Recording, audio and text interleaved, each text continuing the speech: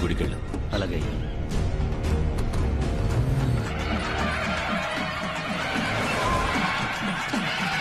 నమస్కారం అయ్యా. రండి కలెక్టర్ గారు. నమస్కారం సార్. నమస్కారం. నమస్కారం. మొత్తానికి సుప్రీంకోర్టు వరకు వెళ్లి రహస్య గది తలుపు తెరవడానికి పర్మిషన్ తీసుకున్నారు. ఏం చేయమంటారయ్యా? 25 ఏళ్లుగా జమీందారు గారు ఆ గదిని తెరవనివ్వలేదే. ఊరు పంచాయతీ కింద కోర్టు చెప్పింది విన్నందువల్ల సుప్రీంకోర్టు వరకు వెళ్ళక తప్పలేదు. సరే రండి తలుపు తెరుద్దాం. ఆగండి, సుబ్రహ్మణ్యపురం వాళ్ళు రావాలి కదా. సుబ్రహ్మణ్యపురం వాళ్ళ వాళ్ళే ఆ సుబ్రహ్మణ్యేశ్వరుని ఇరువేల్పుగా కొలుస్తారు. వాళ్ళ వంశం వాళ్ళే ఈ గుడిని కట్టారు. వచ్చే శుక్రవారం దీపం కదా, అందుకే ఇక్కడికి వస్తున్నారు. ఏం దీపం? మీరు ఊరు కొత్త కదా, తెలియదులేండి. ప్రతి ఏడాది ఈ శివాలయం నుండి కాగడా తీసుకెళ్లి కొండ మీద అమ్మవారికి మహాదీపం వెలిగిస్తారు. ఆ జ్యోతి వెలుగులోనే సుబ్రహ్మణ్యుడు తల్లిదండ్రుల్ని కొలుస్తాడని శాస్త్రం చెబుతోంది. సంప్రదాయంగా సుబ్రహ్మణ్యపురం వాళ్ళు కాగడా తీసుకోవడం కోసం ఈ గుడికి వస్తున్నారు. సరిగ్గా ఈ రోజు వాళ్ళు వచ్చే సమయానికి మనకి కోర్టు తీర్పు వచ్చేసింది కదా. ఆ ఊరు స్వామీజీ ముందే గది తలుపులు తెరవాలని ఊరు జనం ఆశపడుతున్నారు.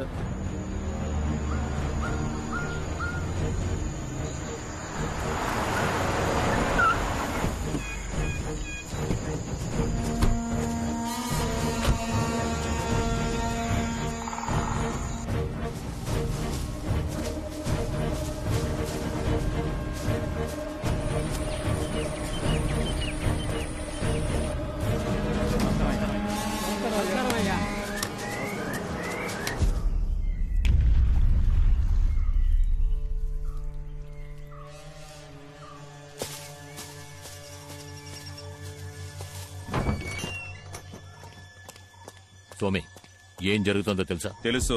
బుద్ధి లేని జనాలు తాళం వేసిన రూమ్ లో కోట్లు విలువ చేసే నగలు బంగారం ఉన్నాయనుకుని కేసుని ఇలా చేసి పారేశారు. అందులో ఉన్నది మట్టిగడ్డే. అందులో ఉన్నది ఏం స్వామి, అది అంతమై ఉంటుందిగా. దాన్ని అంతం చేయడం వదిలేయడం ఆ దేవుడి చేతుల్లో ఉంది. ఏమంటున్నారు? నేను చెప్పింది అర్థం కాలా? చేసిన దానికి శిక్ష తప్పదు అంటున్నా. నిన్ను సమర్థించి నేను తప్పు చేశాను. 22 సంవత్సరాలయ్యాయి. ఇప్పుడు ఎవరికేం తెలుసు? నాకంటే శక్తివంతుడు ఆ సుబ్రహ్మణ్యపురం స్వామీజీ. అతనక్కడ కాలు మోపగానే జరిగింది మొత్తం తెలిసిపోతుంది. నా ముందు నుంచకు పో.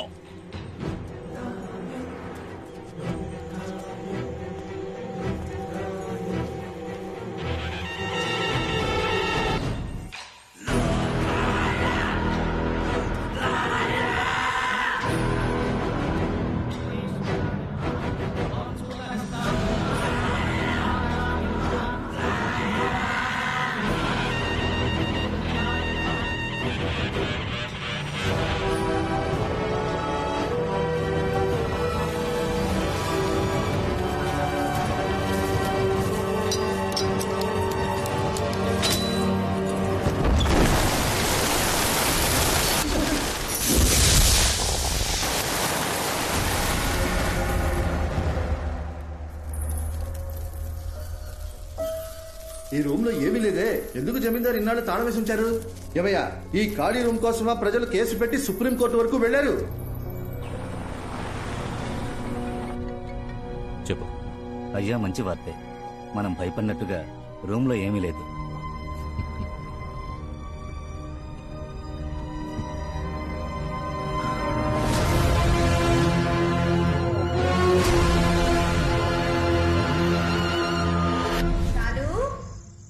ఎక్కడున్నావమ్మా? షాలు, షాలు, షాలు. పిన్ని, ఏంటి? షాలు ఎక్కడైనా మీకు కనిపించిందా? నా మొగుడు ఎక్కడా అని నేనే వెతకలేక చేస్తుంటే నువ్వొకటివి. షాలు.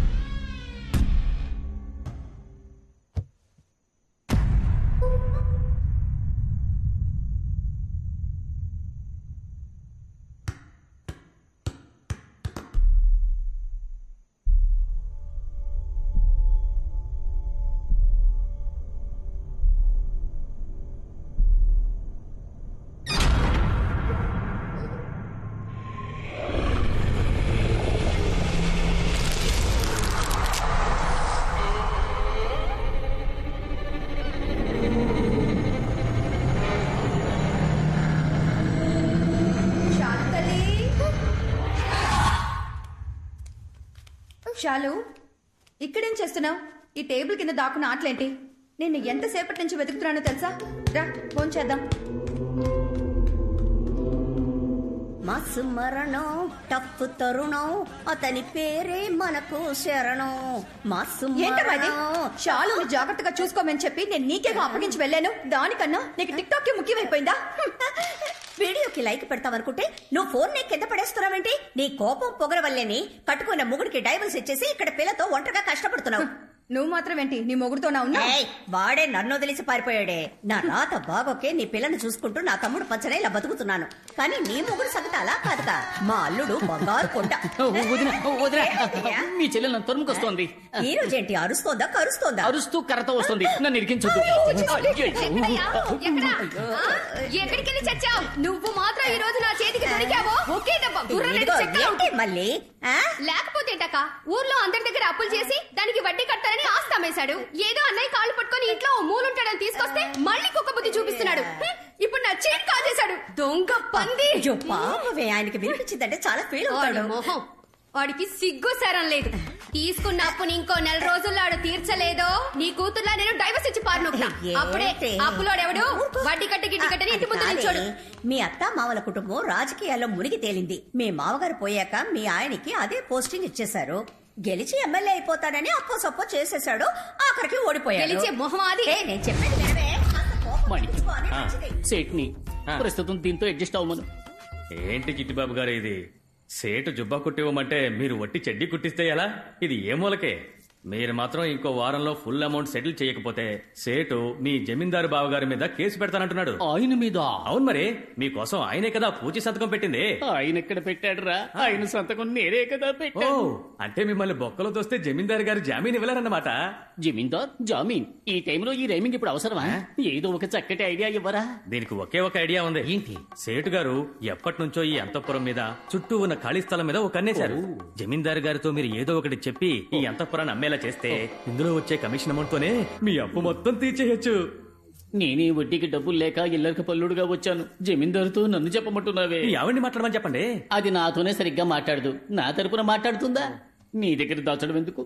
పెళ్ళే ఈ ఏడాదితో 15 ఏళ్లు పూర్తవుతున్నాయి. ఇంకా ఫస్ట్ నైటే జరగలేదు. దాన్ని ముట్టుకోవాలంటే నేను అప్పు తెచ్చాలట. అయితే మరి అక్క ఇంకా ఫ్రెష్ గానే ఉన్నారా? చాలు, నువ్వు రాను రాను బాగా అల్లరి చేస్తున్నావు. తినకుండా మానేయడానికి ఏదో ఒక రీజన్ చెప్తూనే ఉన్నావు. ఏమీ లేని ఇంట్లో దెయ్యం ఉంది భూత ఉందని డ్రామాలు ఆడడం స్టాప్ చేయి. లేదంటే నేను హాస్టల్ కి పంపించేస్తాను. ఐడియా. అంతఃపురంలో ఓ ఆత్మ తిరుగుతోందని మనమే పుకారు పుట్టిస్తే అందరూ వెళ్ళిపోతారు. అంతఃపురాన్నప్పుడు ఈజీగా అమ్మేయచ్చుగా. మరి దెయ్యాన్ని ఎలా రప్పిస్తారు? వాణిక్యం, నీ సెల్ ఫోన్ లో నువ్వు సెల్ఫీ తీసుకున్నప్పుడు నీ మొహాన్ని ఎప్పుడు చూసుకోలేదా? ప్లీజ్ నా కోసం నేను చెప్పినప్పుడు దెయ్యం వేషం వేసుకో. నా ప్రాబ్లమ్స్ అన్ని సాల్వ్ అయిపోతాయి. అయ్యో కొత్త ప్రాబ్లం వచ్చింది. నువ్వు వెళ్ళిపో. నేను వెళ్ళిపోతా.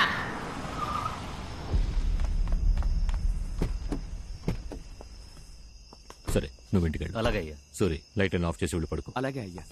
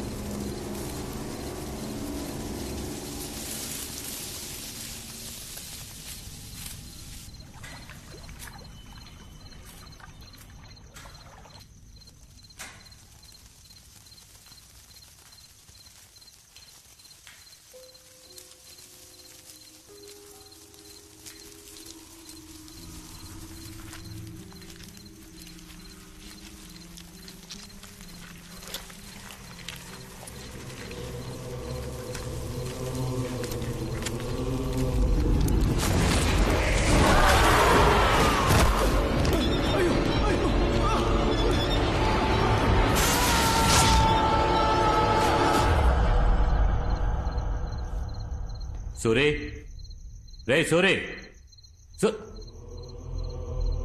రేయ్ వెళ్ళి ఆ జనరేటర్ ఆన్ చేయి వెళ్ళు. రేయ్ సూరి పిలుస్తుంటే వెళ్ళిపోతున్నాడేంటి? రేయ్ సూరి నిన్నే. సూరి రేయ్ ఆగు. సూరి ఆగరా.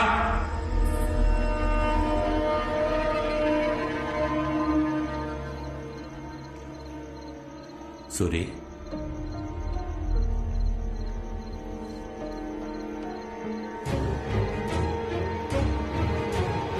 సూరి రేయ్ సూరి